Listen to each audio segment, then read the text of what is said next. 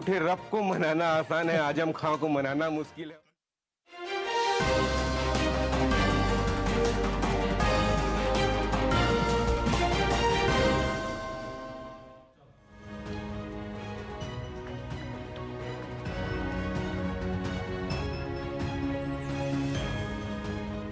नमस्कार। हमारे इस विशेष सांकेतिक समाचार में मैं साइमा खान आप सभी दर्शकों का स्वागत करती हूं। मेरे साथ हैं मेरी सहयोगी मनीषा, जो अगले आधे घंटे में आपको सांकेतिक भाषा में समाचार समझाएंगी।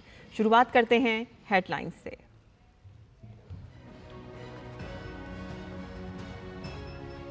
सुप्रीम कोर्ट के प्रधान न्यायाधीश DY चंद्रचूड़ ने 3 नए आपराधिक कानूनों को सराहा। कहा कि नए कानूनों से आपराधिक न्याय प्रणाली में होगा भूतपूर्व बदलाव। हाई कोर्ट को पत्र लिखकर उचित प्रशिक्षण सुनिश्चित करने को कहा। 24 की चुनौती के लिए प्रधानमंत्री का धुआंधार प्रचार। महाराष्ट्र के नांदेड़ और परभणी में कांग्रेस पर किए जोरदार हमले। कहा कि वायनाड में मुश्किल में है कांग्रेस शहजादा, जैसे अमेठी छोड़ा वैसे ही छोड़ेंगे वायनाड। महाराष्ट्र की इंडी सरकार ने दिखाई थी तुष्टीकरण की मानसिकता। चुनाव प्रचार में सभी दलों ने झोंकी ताकत। बिहार के भागलपुर में राहुल गांधी और तेजस्वी यादव की साझा जनसभा। प्रियंका गांधी वाड्रा ने केरल में की जनसभाएं। जम्मू कश्मीर के अनंतनाग में महबूबा मुफ्ती और पुलवामा में उमर अब्दुल्ला ने किया प्रचार।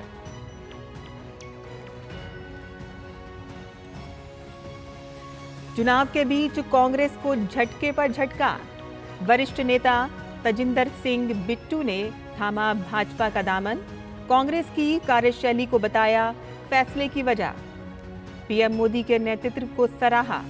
वहीं मध्य प्रदेश में भी कई कांग्रेस नेता भाजपा में हुए शामिल। हुबली में छात्रा की हत्या मामले में घिरी कर्नाटक की कांग्रेस सरकार। बेंगलुरु में ABVP ने राज्य के गृह मंत्री के घर के बाहर किया प्रदर्शन। भाजपा ने CM सिद्धारमैया पर लगाया लापरवाही का आरोप। मुख्यमंत्री ने भाजपा के आरोपों को किया खारिज।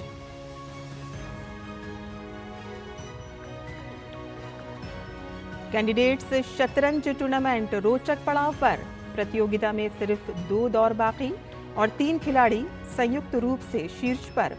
13वें चरण में D गुगेश का सामना फिरोजिया से, तो वहीं एक अहम मुकाबले में निप्पॉन नियाचिची और नाकामुरा होंगे आमने सामने।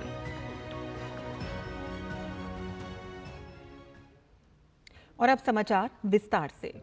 देश के प्रधान न्यायाधीश DY चंद्रचूड़ ने 3 नए आपराधिक कानूनों को सराहा है और उन्होंने कहा है कि नए कानून से आपराधिक न्याय प्रणाली में अभूतपूर्व बदलाव होगा। प्रधान न्यायाधीश ने हाईकोर्ट को पत्र लिखकर उचित प्रशिक्षण सुनिश्चित करने को भी कहा है।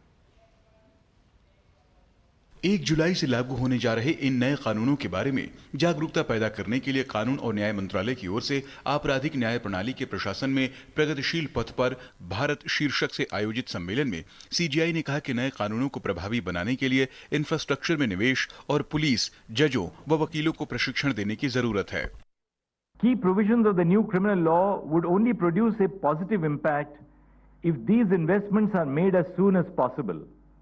Let us take the example of the timeline prescribed for the completion of trials and the pronouncement of judgments after the judgment is reserved. The BNSS provides that criminal trials must be completed in 3 years and that a judgment must be pronounced within 45 days of it being reserved. This stipulation is a breath of fresh air for addressing the issue of case pendency as well as the rights of the victim and the accused in a criminal case. Justice Chandrachud ने कहा कि पुराने कानून की सबसे बड़ी खामी पीड़ित को अनदेखा किया जाना था। BNSS में ट्रायल और फैसले के लिए टाइमलाइन तय होना एक सुखद बदलाव है। CJI ने क्रिमिनल जस्टिस सिस्टम में कुछ खामियों की बात भी कही। उनका कहना है कि गंभीर और छोटे मोटे अपराधों को एक ही नजरिए से देखा जाता है। नए कानून से इसमें भी बदलाव किया गया है। Summary trial has been made mandatory for petty and less serious offences. The magisterial system has also been streamlined. One of the problems of our criminal justice administration is that we treat the serious and the petty almost on the same footing. That has to change, which it has changed under the new laws. But the real challenge is about changing mindsets on our part to adapt to the new system. इस मौके पर कानून मंत्री अर्जुन राम मेघवाल ने कहा कि विकसित भारत की जो परिकल्पना पीएम मोदी ने की है, उसमें गुलामी के प्रतीकों से छुटकारा पाने का संकल्प भी शामिल है। विकसित भारत की जो कल्पना प्रधानमंत्री मोदी जी ने की है, उसमें गुलामी के अंशों से मुक्ति, ये दूसरा प्रण है हमारा। ये दूसरा प्रण है जी हमारा। गुलामी का भाव अगर तेजी से हट रहा है तो नरेंद्र मोदी जी के कालखंड में हट रहा है। इसलिए मोदी जी कहते हैं यही समय है, सही समय है, भारत का अनमोल समय है। और जब 1 जुलाई से ये तीनों कानून लागू होंगे तो भारत का ये समय और अनमोल बनने वाला है। कानून मंत्री ने कहा कि अंग्रेजों के लाए कानून दंड देने के लिए थे, मोदी जी न्याय के लिए कानून लाए हैं। उनको हमें दंड देना था और नरेंद्र मोदी जी को न्याय देना है, दोनों में फर्क है जी। उनके लिए प्रायोरिटी क्या थी? 5 और 5 से ज्यादा आदमी ज्यादा इकट्ठे होंगे तो ये हो जाएगा धारा 145, 144, 145। मतलब आदमियों के इकट्ठे होने से उनको डर था और आदमियों पे अपराध हो जाए तो कहां ले गए? 376 पीछे ले गए, हम आगे लाए। ध्यान रखना, ये फर्क है। उनके लिए नारी का सम्मान बहुत पीछे ले गए 376 में, और हम आगे लाए। ये भारतीय भाव की धारा है। भारत के अटॉर्नी जनरल आर वेंकटा रमनी और सॉलिसिटर जनरल तुषार मेहता ने भी सम्मेलन को संबोधित किया। भारतीय न्याय संहिता 2023, भारतीय नागरिक सुरक्षा संहिता 2023 और भारतीय साक्ष्य अधिनियम 2023 को भारतीय दंड संहिता 1860, दंड प्रक्रिया संहिता 1898 और भारतीय साक्ष्य अधिनियम 1872 की जगह लाया गया है। 1 जुलाई से होने जा रहे इन कानूनों में राजद्रोह जैसी धारा को खत्म किया गया है और महिलाओं व बच्चों के प्रति अपराध को लेकर कानून सख्त किए गए हैं। डिजिटल साक्ष्यों को स्वीकार करने और मुकदमों के तय समय में निपटारे को भी नए कानूनों में शामिल किया गया है। विकास सारथी की रिपोर्ट, डीडी न्यूज। और अब बात करते हैं 24 की चुनौती की।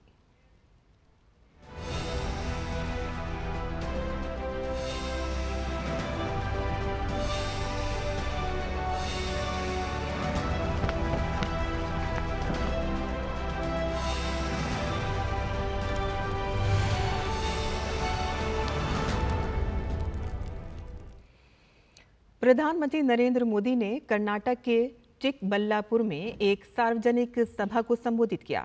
उन्होंने एनडीए सरकार की योजनाओं का जिक्र करते हुए कहा कि इसके बड़े लाभार्थियों में चिकबल्लापुर और कोलार के लोग भी रहे हैं। उन्होंने कहा कि आजकल देश विदेश में उनका विरोध किया जा रहा है, लेकिन नारी शक्ति के आशीर्वाद की वजह से वो हर चुनौती से टकराते हुए चलते जा रहे हैं। आजकल देश दुनिया के बड़े बड़े ताकतवर लोग मोदी को हटाने के लिए एकजुट हो गए हैं, लेकिन ये नारी शक्ति का आशीर्वाद है, मातृशक्ति का आशीर्वाद है, आपका सुरक्षा कवच है कि मोदी हर चुनौती से टकराते हुए चलता जा रहा है। और भाजपा के स्टार प्रचारक प्रधानमंत्री नरेंद्र मोदी ने आज महाराष्ट्र के नांदेड़ में चुनावी रैली को संबोधित किया। उन्होंने केंद्र में तीसरी बार सरकार बनाने के लिए जनता का आशीर्वाद मांगा। प्रधानमंत्री नरेंद्र मोदी ने कहा कि कांग्रेस के शहजादे को वायनाड में संकट दिख रहा है। उन्होंने कहा कि कांग्रेस 26 अप्रैल का इंतजार कर रही है, जब वायनाड में चुनाव होने के बाद उनके लिए एक और सुरक्षित सीट खोजी जा सके।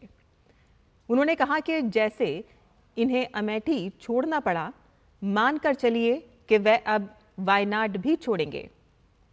पीएम ने कहा कि कांग्रेस का परिवार आजादी के बाद पहली बार खुद कांग्रेस को ही वोट नहीं देगा। केरल के मुख्यमंत्री ने जो साहजादे को सुनाई है।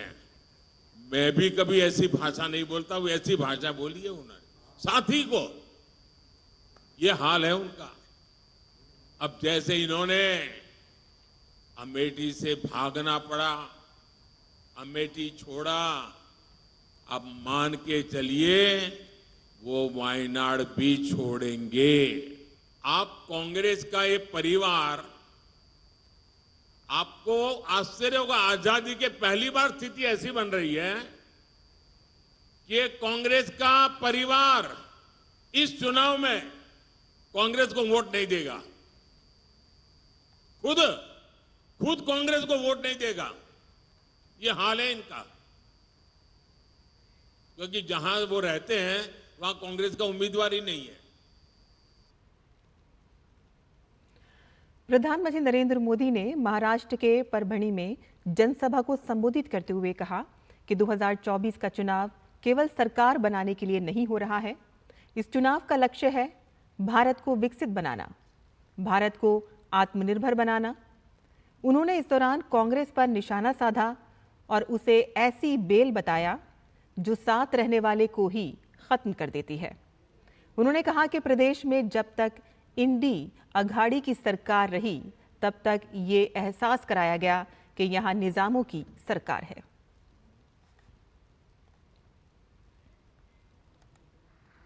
आजादी के समय कांग्रेस ने देश का विभाजन करवा दिया।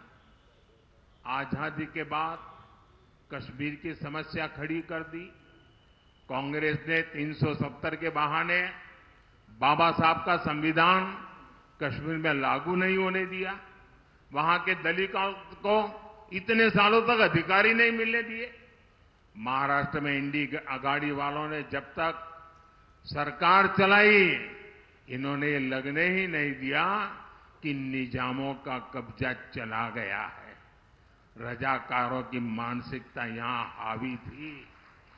हाँ, इन लोगों ने महाराष्ट्र और मराठवाड़ का विकास तो नहीं होने दिया, लेकिन कांग्रेस और नकली शिवसेना की पिछली सरकार याकूब मेनन की कब्र संवारने में व्यस्त थी।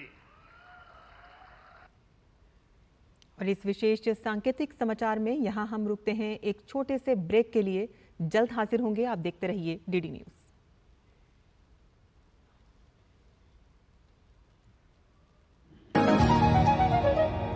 आज दही बड़ा खाने का मन है। वाह क्या स्वाद! असली स्वाद तो MDH दही बड़ा रायता मसाले से ही आता है। शुक्ला बता रहा था आपके बाबूजी ने जायदाद का कुछ हिस्सा नौकर के नाम कर दिया। अब नौकर हर काम अपना घर समझ के करेगा। समरकूल जो हर दिल करे कबूल। तब घर में अगर कोई बीमार पड़ जाए ना तो इलाज के लिए घर बिक जाता था, पीढ़ियां कर्ज में डूब जाती थी। और आज तो अस्पताल के खर्चे की फिक्र नहीं सताती। और याद है जब 60 साल में सिर्फ 7 एम्स बने थे, वहीं 10 साल में 16 नए बन गए। और फिर भी मोदी जी कहते हैं ये तो बस ट्रेलर है। करोड़ों लोगों को 5 लाख तक का मुफ्त इलाज मिला है। ये है मोदी की गारंटी। तो फिर हमने भी सोच लिया, फिर एक बार मोदी सरकार। और ये है हमारी भी गारंटी। कमल का बटन दबाएं, भाजपा को जिताएं।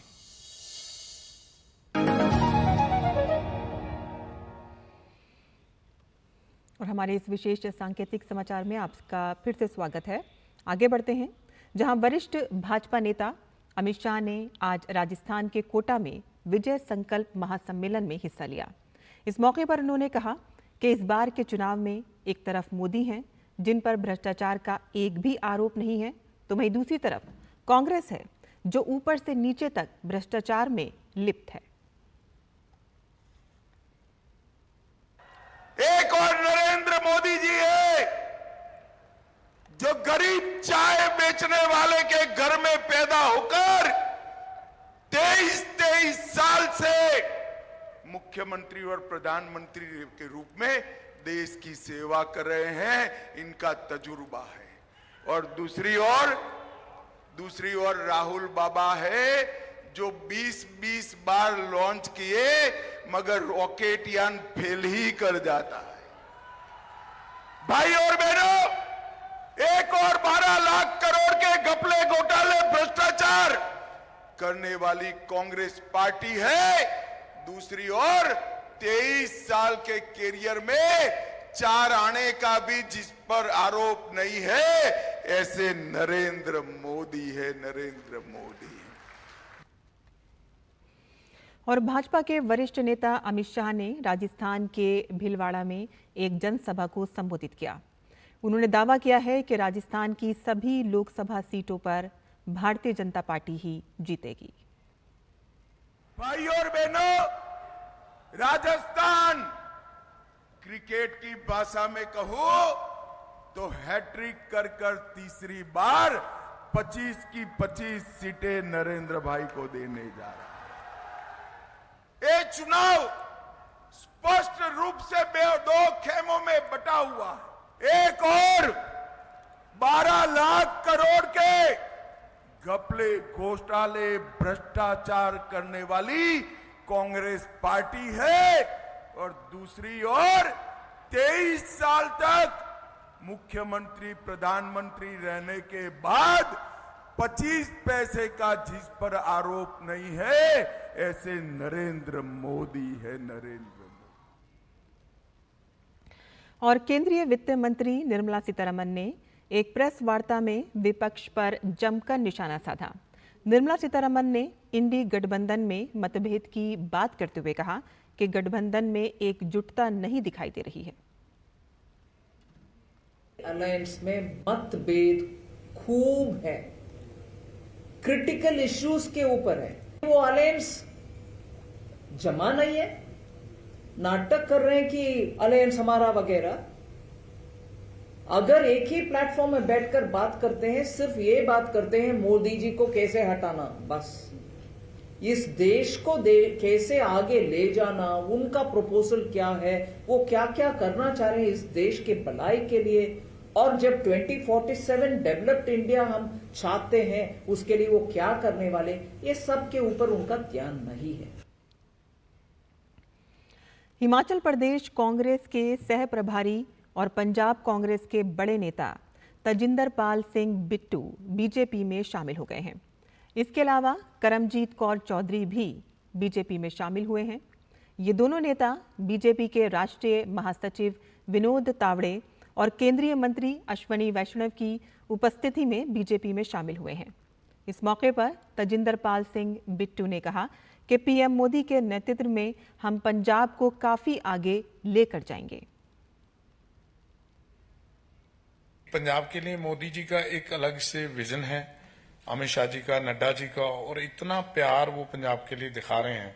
और खास तौर पे सिख कम्युनिटी के लिए जितना मोदी जी ने और अमित शाह जी ने और जितना नड्डा जी ने और सारी बीजेपी की टीम ने, हमेशा इनका पंजाब के प्रति बड़ा लगाव रहता है। पंजाब के भले के लिए मैंने आज ये फैसला किया है, और मैं आप सभी को जो बीजेपी हाईकमांड है, जो बीजेपी के सभी लीडर हैं, उनको ये आश्वासन दिलाता हूं कि जैसे जैसे हम लोग पंजाब में फिर एक बार मोदी जी की लीडरशिप के हेठ पंजाब को बहुत ही ऊपर विकसित करेंगे। वहीं करमजीत कौर चौधरी ने कांग्रेस पर हमला बोलते हुए कहा है कि क्यों कांग्रेस के वफादार नेता पार्टी से निराश होकर पार्टी छोड़ने पर मजबूर हो रहे हैं। इस पर कांग्रेस पार्टी को सोचना चाहिए। मेरे परिवार ने हमेशा समाज के सारे वर्गां ले ली, दलितां, किसानां, नौजवान, महिलावां ते कुचले हुए साथियां दे अगे वधाउण दे लई काम कीता। भारतीय जनता पार्टी दे इस मंच ते अज संकल्प करदी हां अपने पंजाब दे लोकां अते अपने दलित भाईचारे दे सुनहरे भविख लई आखिरी दम तक यत्नशील रहांगी। और देश में चुनावी पारा बढ़ता जा रहा है और सभी पार्टियों के प्रत्याशी अपनी जीत के लिए दावेदारी ठोक रहे हैं। चुनावी मैदान में उतरे प्रत्याशी जगह जगह बैठकर युवाओं को रिझाने की कोशिश कर रहे हैं। तो वहीं दक्षिण दिल्ली के प्रत्याशी रामवीर सिंह बिधूड़ी भी जनता के बीच में पहुंचे और उन्होंने प्रदेश की सरकार पर जमकर आरोप लगाए। और साथ ही कहा कि आम आदमी पार्टी ने सिर्फ राजधानी की जनता को ठगने का काम किया है। इस विषय पर उनसे खास बातचीत की है हमारे विशेष संवाददाता मुकेश शुक्ला ने। देश चुनावी माहौल की गिरफ्त में है और धीरे धीरे चुनाव आगे बढ़ रहे हैं। पहले चरण के चुनाव हो चुके हैं, दिल्ली में भी जल्द चुनाव होने वाले हैं। इस पर बात करेंगे भाजपा के प्रत्याशी रामवीर विदुड़ी जी से। सर, अभी आपने कहा कि जिस तरह से केजरीवाल ने पूरी राजधानी को ठगा, क्या ये खास साक्ष्य है जो आप जनता के बीच में लेकर के जाएंगे? अरविंद केजरीवाल चर्चा से हमेशा भागते रहे हैं। मैंने हाउस के अंदर कहा कि आप कहते हैं हमारा वर्ल्ड क्लास एजुकेशन मॉडल है। भाई, आपने शिक्षा के लिए 2.5% बजट तो बढ़ा दिया, लेकिन 14% रिजल्ट गिर गया। आज दिल्ली के स्कूल्स में प्रिंसिपल वाइस प्रिंसिपल नहीं है, कॉमर्स और साइंस की पढ़ाई नहीं है, गेस्ट टीचर्स को आपने रेगुलाइज नहीं किया है, कोई नया स्कूल नहीं खोला, 76 स्कूल्स को आपने बंद कर दिया। आपने ये वायदा किया था कि हम दिल्ली में 25 कॉलेजेस खोलेंगे, आप एक कॉलेज खोल नहीं पाए।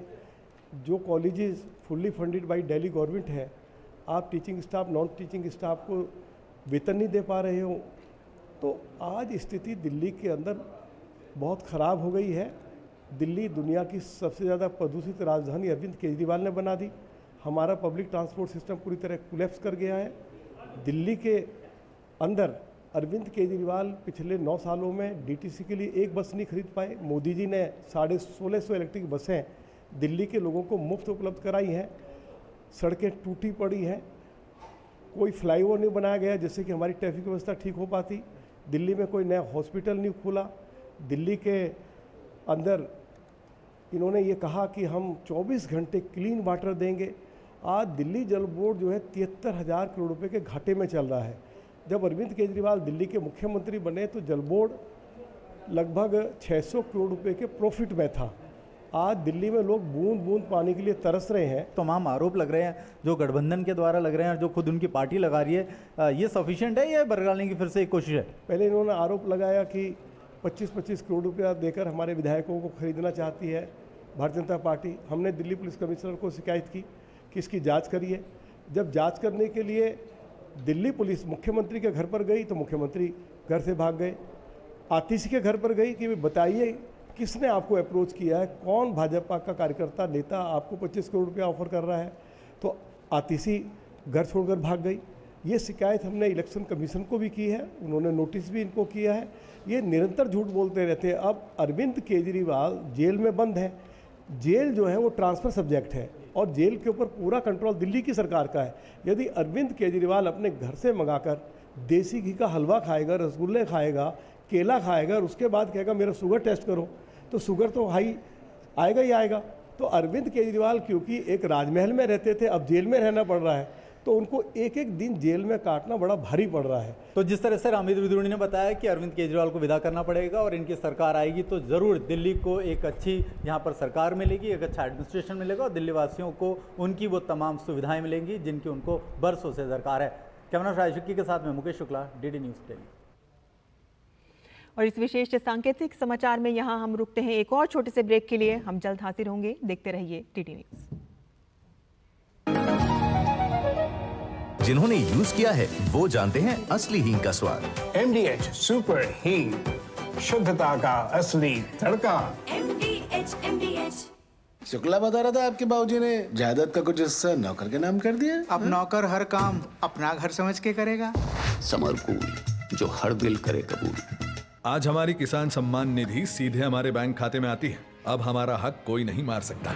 नहीं तो पहले फसल बिचौलिए कौड़ियों के भाव ले जाते थे, लेकिन अब बीज से बाजार तक साथ खड़े हैं मोदी जी। बड़ा फसल बीमा, किसान credit card, soil health card, सबसे ज्यादा फसलों पर MSP, हर खेत को पानी, नैनो यूरिया, अब ड्रोन की भी तैयारी। लेकिन फिर भी मोदी जी कहते हैं ये तो बस ट्रेलर है। किसान कल्याण की गारंटी मोदी जी की और उन्हें जिताना ये है हमारी भी गारंटी। कमल का बटन दबाएं, भाजपा को जिताएं। और ब्रेक के बाद आपका एक बार फिर से स्वागत है।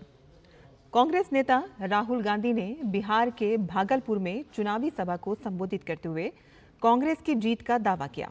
उन्होंने कहा कि महालक्ष्मी योजना के तहत प्रत्येक परिवार की महिला को घर खर्च के लिए कांग्रेस की सरकार हर महीने 8,500 रुपए देगी। हमारी पहली योजना महालक्ष्मी योजना, कांग्रेस पार्टी साल का 1 लाख रुपया, महीना का 8,500 रुपए डाल देगी। पैसा महिला के बैंक अकाउंट में जाएगा। तो हमारी दूसरी योजना, जिसको हमने पहली नौकरी पक्की कहा है, हिंदुस्तान के सारे ग्रेजुएट्स, डिप्लोमा होल्डर्स, सारे के सारों को हम एक अधिकार देने जा रहे हैं, अप्रेंटिसशिप का अधिकार। वहीं कांग्रेस महासचिव प्रियंका गांधी प्रचार अभियान में शामिल होने के लिए केरल में हैं। उन्होंने कांग्रेस उम्मीदवार के पक्ष में प्रचार करते हुए एक जनसभा को संबोधित किया और इस मौके पर उन्होंने कहा कि देश ने हमें प्यार से रहना सिखाया है। Our country, India, gave us life.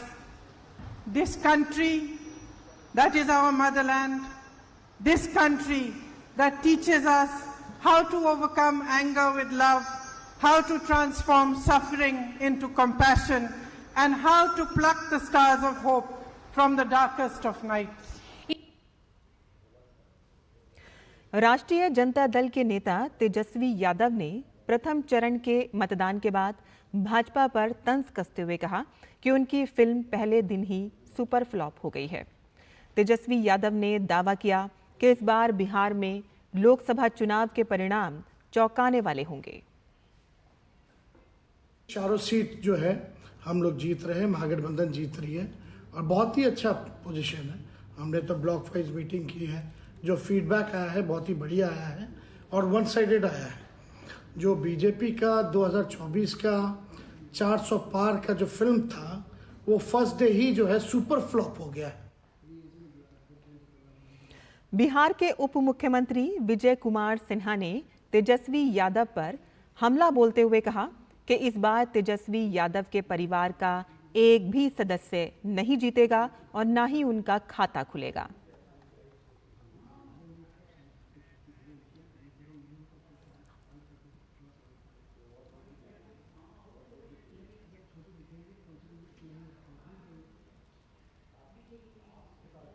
और आइए आपको सीधे लिए चलते हैं मथुरा, जहां अमित शाह जनसभा को संबोधित कर रहे हैं।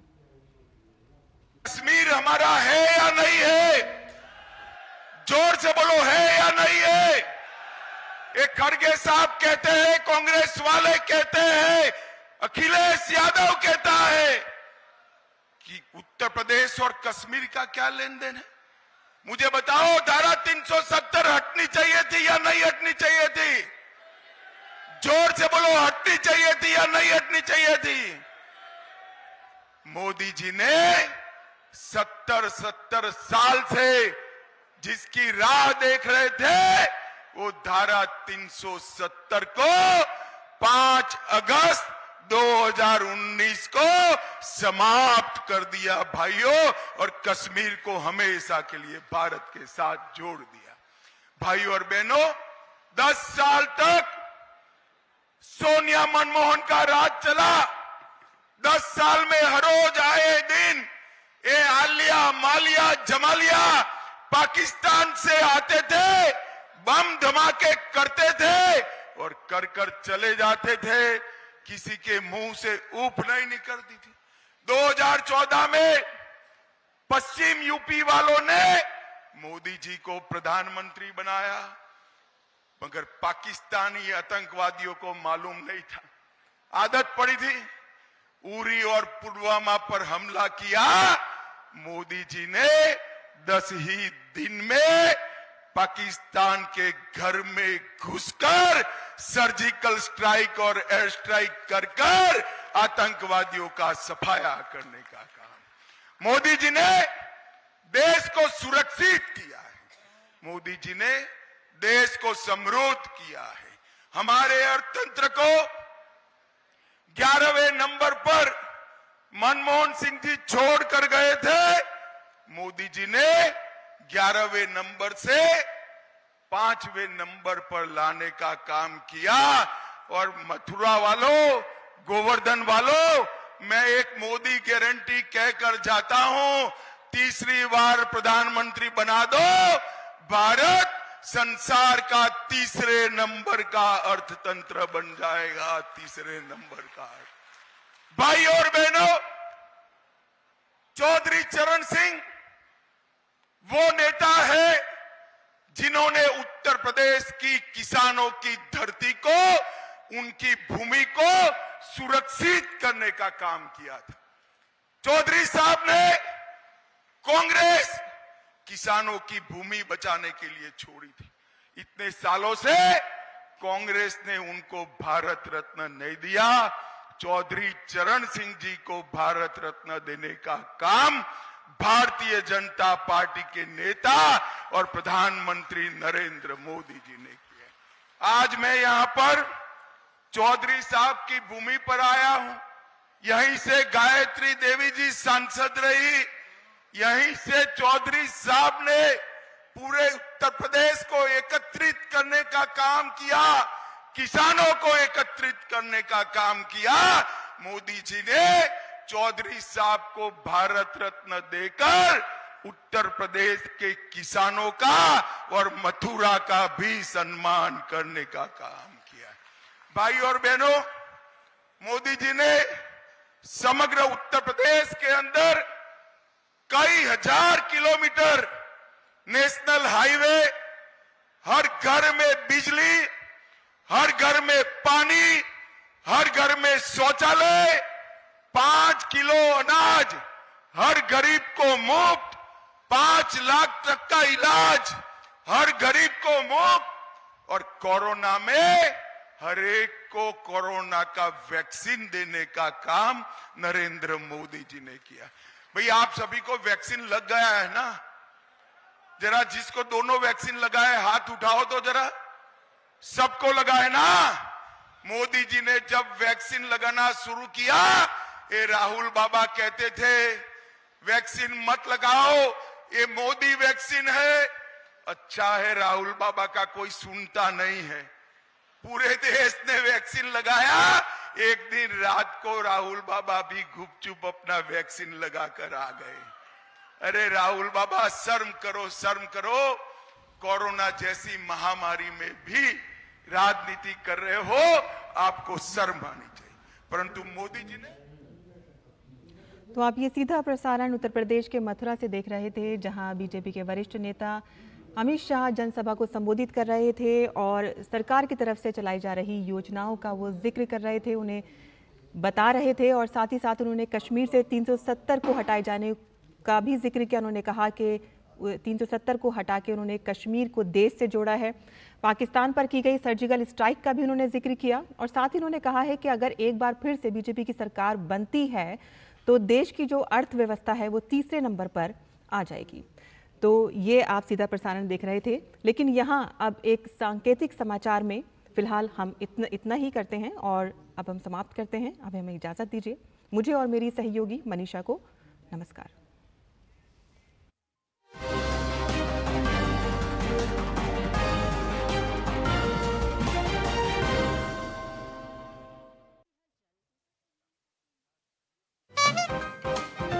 चुनाव का मौसम, सियासत के रंग,